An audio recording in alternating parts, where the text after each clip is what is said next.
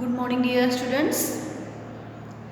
मैं आज आपको पार्ट 20 घमंड नामक पार्ट से रिवीजन करवाऊंगी।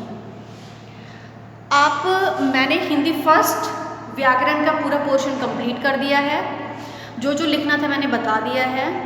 अब हम आज से हिंदी पल्लों का रिवीजन करेंगे। तो हम पीछे से रिवीजन करेंगे लास्ट चैप्टर से। तो जो चैप्टर है पार्ट 20, उस पार्ट का नाम है घमंड। और इसमें आप जानते हैं कि आपने चमकदार और कीमती सफ़ेद मोती देखा था, और ये सच्चे मोती की कीमत आप जानते हैं जैसे कि हज़ारों में पहुंचती है। और ये मोती सीप में से निकलता है, और सीप समुद्र में होती है, और ये सीप में रहने वाला कीड़ा यही ये मोती बनाता है। और ये कहानी वास्तव में उसे सीप में रहने वाले कीड़े की है।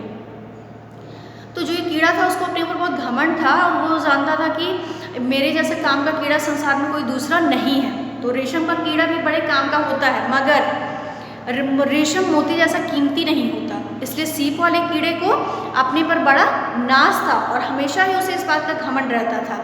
तो एक दिन की बात है कि समुद्र में ज़बरदस्त ज्वार भाटा आया और लहरों में हलचल मच गई। फिर सीप वाला कीड़ा अपनी चमकीली और रंग बिरंगी सीप के अंदर बंद रहकर समुद्र की गहराइयों में रहना पसंद करता था। मगर ज्वार भाटे ने उसे पानी के ऊपर उछाल दिया, और सतह पर आकर उसने अपनी चमकीली सीप की डिबिया के किवाड़ खोलकर ऊपर की दुनिया में झांका। अभी वह झांक ही रहा था कि समुद्र की एक ऊंची लहर ने उसे उठाकर रेत पर फेंक दिया। अब तो कीड़ा बहुत घबराया। खुद चलकर वह दोबारा पानी में नहीं जा सकता था, और समुद्र की लहरें उसे बार बार आकर छूती, लेकिन उसे अपने ऊपर बहुत क्रोध आ रहा था कि पानी से दूर होने के बावजूद पानी की लहर उसे बार बार आकर छूती तो है, लेकिन उसे वापस समुद्र में नहीं ले जा रही थी। तो उसे इस बात का बड़ा दुख था। और उसी समुद्र के किनारे एक पेड़ था, और उस पर एक कौवा बैठ करके बहुत देर से उसकी बेबसी देख रहा था कि किस तरीके से समुद्र का पानी उसको कीड़े को छू तो रहा है, लेकिन उसमें इतना वो नहीं है कि उसको बहाकर अपने साथ ले जाए। तो उसकी बेबसी पर वो कौवा बहुत देर से देख रहा था। तो उसने सोचा क्यों ना मैं चलकर सीप के पास चल के कुछ उसकी मदद करूं। तो उसने अपनी चोंच से उस सीप के दरवाजे को खटखटाया और बोला कि कोई अंदर है क्या। तो कहता है कौन शैतान हमें परेशान कर रहा है। तो घमंडी कीड़े ने अंदर से चिल्लाकर पूछा, मैं शैतान नहीं हूँ, दरवाज़ा खोलकर बाहर तो आओ। तो सयाना कौवा बोला, मैं क्यों आऊँ बाहर, जरा बातें करेंगे और क्या। कौवे ने प्यार भरी आवाज़ में उत्तर दिया। तो वो कहता है कि मैं तुम्हारी तरह बेकार नहीं हूँ, जाओ, मैं नहीं आता। मैं इस समय एक मोती बनाने में जुटा हूँ। तुम जैसे काले कलूटे जानवरों से बातें करना मैं अपनी शान के खिलाफ समझता हूँ। और कीड़े ने गर्व भरी आवाज़ में उत्तर दिया, ओह ये न करे। कौवा, सारे भाई मैं तुमसे समुद्र की तह के बारे में पूछना चाहता हूँ और अपनी आज़ाद दुनिया के बारे में तुम्हें कुछ बताना चाहता हूँ। तो कहता है क्यों, तुम इतना क्यों मुझे बताना चाहते हो। तो कहता है इसलिए, कौवा कहता है क्योंकि मुझे साइंस में दिलचस्पी है। मेरा जो घोंसला है वो यूनिवर्सिटी की छत पे है, तो मैं वहाँ पे जब साइंस का प्रोफेसर लेक्चर देते हैं तो मैं सुनता रहता हूँ, इसलिए मुझे साइंस अच्छी लगती है। तो कहता है कि अच्छा तुम ये बताओ, समुद्र में क्या फाख्ता होता है और चिड़िया के अंडे भी होते हैं। तो कहता है, कीड़े ने झलाकर उत्तर दिया, कहीं समुद्र में चिड़िया और फाख्ता होती है। तो कहता है यही तो मैं तुमसे पूछना चाहता हूँ, एटलीस्ट तुम बाहर तो आओ। तो कहता है बेकार के सवाल मत करो। घमंडी कीड़े ने अकड़कर जवाब दिया, समुद्र में मेरे जैसे लाखों और करोड़ों सीपियाँ बिखरी हुई हैं, मगर मैं उन सब में सबसे महान हूँ, और इसलिए मैं कम दर्जे की सीपियों से कभी बात नहीं करता। और वहाँ रंग बिरंगी मछलियाँ हैं, अद्भुत पौधे हैं, और बस तुम जैसे बेवकूफ़ और मूर्ख जानवर बिल्कुल भी नहीं है।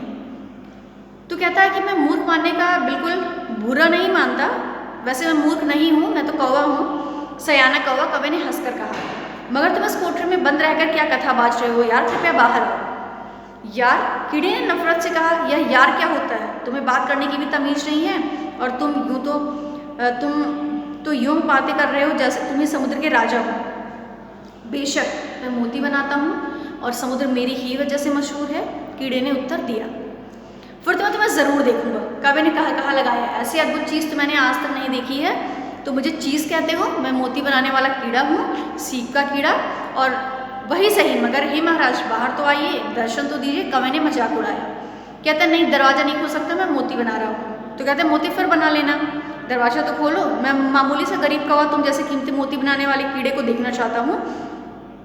मैं मोती भी देखूंगा, मैंने आज तक मोती नहीं देखा।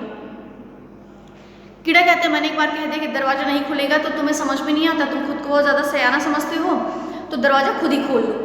कीड़े ने व्यंग भरी हंसी से कहा, क्योंकि वो जानता था कि कौवा सीप का ढकना किसी भी तरह नहीं खोल सकता। अच्छा, यह बात है। कौवे ने क्रोध से कहा, ठीक है, अब मैं तुम्हें दिखाता हूँ अपना सयानापन, तुम देखो कि मैं क्या कर सकता हूँ, फिर उसका दोष मुझे मत देना। इतना कहकर कौवे ने जल्दी से सीप को अपनी चोंच में पकड़ा और फिर एकदम से उड़ गया और ऊंचा उड़ते उड़ते उड़ते उड़ते हुए ऐसी जगह पे पहुंचा जहाँ पे कठोर बड़ी बड़ी चट्टानें थी। उसने क्या किया, उड़ते उड़ते बहुत ऊंचाई पर जा करके वहीं से उस कीड़े को छोड़ दिया।